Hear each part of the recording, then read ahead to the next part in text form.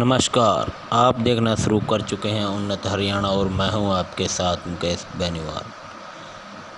दोस्तों, आज की वीडियो के माध्यम से हम आपको जानकारी देंगे कि किसान कैसे अपनी आमदनी दोगुनी कर सकता है। इसी संदर्भ में आज हम पहुंचे हैं रानिया खंड के गांव कहरवाला में कहरवाला के किसान प्रदीप झोरड के पास। के खेत में अलग अलग तरह की सब्जियां की खेती की हुई है।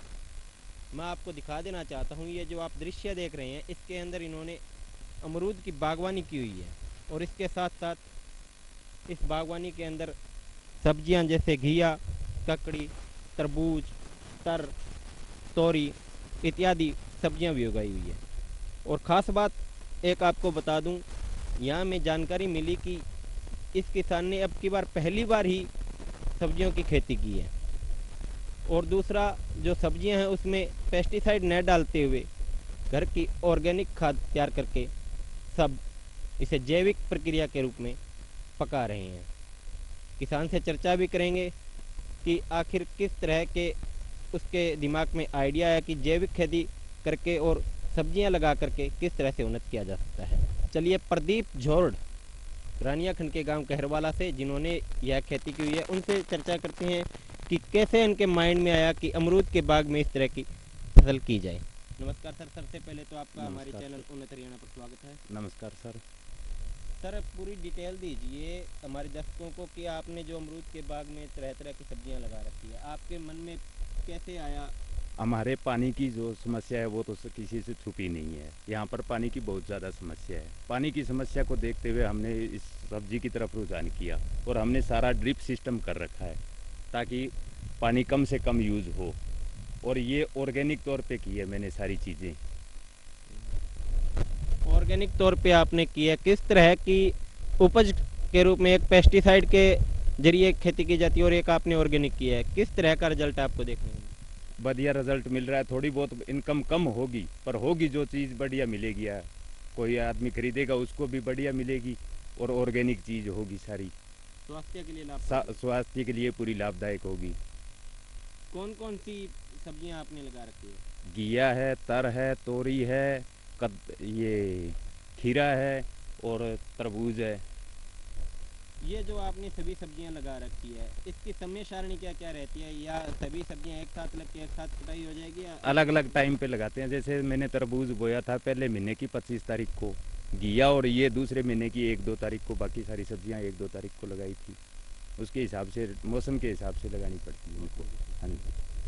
आपने कितने एकड़ में ये फसल? मैंने 2 एकड़ में लगा रखी है ये सारी चीज़ें। तरबूज पक के तैयार है। लगभग मेरी लागत आई है जी, बीज का यही मानो मेरा तो ज़्यादा तो, और तो ऊपर पेस्टिसाइड का खाद का तो खर्चा ही नहीं है। 20-21 हज़ार रुपये खर्चा पड़ा है दोनों को। और 2 एकड़ की अगर हम मान के चलें तो औसतन आमदनी कितनी हो जाएगी? अभी तक 45-50 हज़ार के बीच में मैं बेच चुका हूँ और अंदाज़ा है तरबूज काफ़ी पड़ा है। तकरीबन 1.5 लाख रुपए में इनकम जानी चाहिए दोनों की। 2 एकड़ की? हाँ जी। यानी कि 25-30 हज़ार रुपये खर्च करके 1.5-2 लाख इनकम। हाँ जी, और लगभग जाना। समय सारणी इस फसल की कितनी रहेगी? टोटल फसल की बात करें तो दूसरे महीने में लगाया है, ये तकरीबन 7वें महीने में खाली हो जाएगा। यानी कि 5 महीने की फसल। हाँ, 5 महीने की फसल है। उसके बाद इसमें गोभी लगानी है आगे की। आप जेबीटी भी किए हुए हैं। ज़्यादातर युवा है जो नौकरी की तरफ ज़्यादा दौड़ता है और लॉकडाउन की वजह से युवाओं में भी हमें देखने को मिला कि खेती के प्रति रुचि बढ़ी है। तो उन युवाओं के लिए आप क्या संदेश देंगे? ये भी आपने खेत में आराम से कोई चीज़ करनी है वो चीज़ ऑर्गेनिक तौर पे करो या सीधे तौर पे करो। अपने खेती की तरफ ध्यान दो, उसी में से भी ऐसी इनकम निकाल सकते हैं जो बाहर आप जाके निकालते हैं। तो ये थे किसान प्रदीप झोरड जिन्होंने जानकारी दी कि 6-7 प्रकार की इन्होंने सब्जियां लगा रखी है और सभी सब्जियों में ऑर्गेनिक ही इस्तेमाल किया है जो स्वास्थ्य के लिए लाभप्रद माना जाता है। पेस्टिसाइड को न यूज करके इन्होंने ऑर्गेनिक फसल तैयार की और जिसमें लगभग वो 1 लाख से 1.5 लाख रुपए 2 एकड़ में बचत निकाल लेंगे।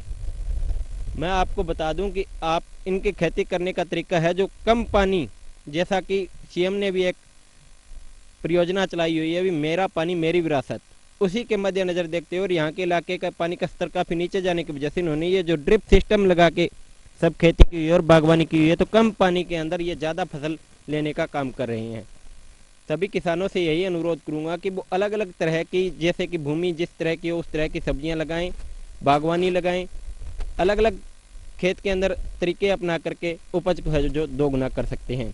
तो दोस्तों आज का हमारा ये वीडियो आपको कैसा लगा, लाइक कीजिएगा, कमेंट कीजिएगा और अगर हमारे चैनल को सब्सक्राइब नहीं किया तो सब्सक्राइब जरूर कीजिएगा और बेल आइकन का बटन दबाइएगा।